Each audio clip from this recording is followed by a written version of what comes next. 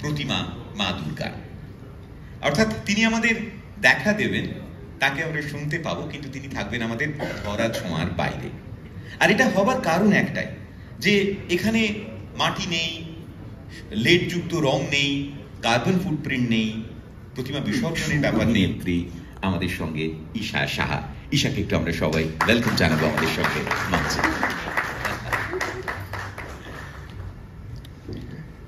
আপনারা ভাববেন না যে ঈশার পদস্খলন হয়েছে। ঈশা আসলে একটু সুপার অ্যাক্টিভ, তো একটু চঞ্চল বাচ্চা আর কি। তো চঞ্চল বাচ্চাদের দেখা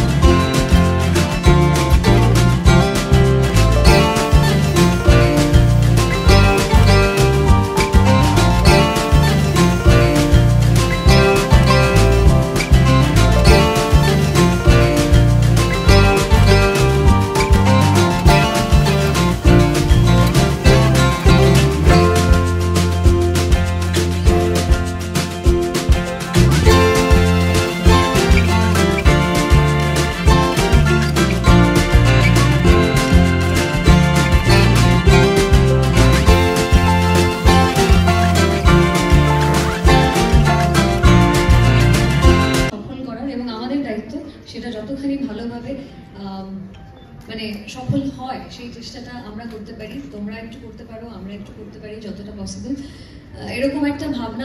আমার ভীষণ ইন্টারেস্টিং লেগেছে কনসেপ্টটা। ভ্যানিশ ঠাকুর আছে, ঠাকুর নেই, পুজো হচ্ছে, সবকিছু হচ্ছে, কি বলে ওটাকে, অঞ্জলি হচ্ছে, ভোগ খাওয়া হচ্ছে, ধুনুচি নাচ হচ্ছে, সবকিছু হচ্ছে, ঢাক, বিসর্জন, মানে ওই আমরা সবকিছু এত ডিজিটাল হয়ে গেছে এখন। এই পুজোটাও ওরকমই ভেবে নিতে হবে একটুখানি, ভীষণ অন্যরকম। এত আনন্দ করি আমরা, আনলিমিটেড আনন্দ পুজোর সময়, এবং প্রত্যেকবার ভাবি যে কোন পুজোর কি থিম হলো। এই পুজোর থিম কোথাও দেখেননি।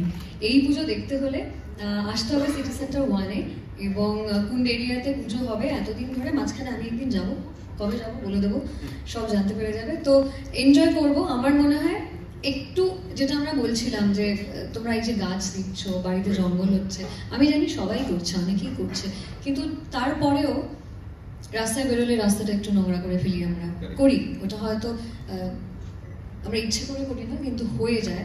তো এবারে বিগ এফএম বলছে যে একটু সচেতন হয়ে যদি আমরা সেলিব্রেট করি দুর্গাপুজোটাকে, এত বড় একটা মহোৎসব, পুজো হোক, আনন্দ হোক, সবকিছু করুন, খাওয়া দাওয়া করুন, একটু মাথায় রাখি যে পৃথিবীটা আমাদেরকে ভালো রাখতে হবে, আমাদের ভবিষ্যৎটাকে ভালো রাখতে হবে। আর সেই জন্য ওরা ভবিষ্যতের পুজোটাকে এবারে নিয়ে আসছে। এই পুজোটা একদম পুরো অন্যরকম ডিজিটাল পুজোর মতো হচ্ছে। আমি খুব জানার চেষ্টা করছিলাম তাহলে কি হচ্ছে, তাহলে প্রতিমাটা কি, মানে প্রজেকশন, দারুণ ব্যাপার, মানে সিনেমায় দেখেছি, এরকম আমি দেখিনি। তো আমি খুব এক্সাইটেড এই কারণে। আর সবাই সবুজ পরে আছে, ভীষণ মিস করছি। পুজোর সময় আমি পরবো, আপনারাও আসুন, সবুজ পরে আসুন, মনটা সবুজ থাক আর পরিবেশটাও সবুজ থাক, আমরা রাখি একটু। এটাই খুব ভালো লাগছে, আমি থাকতে পারছি এটার সঙ্গে।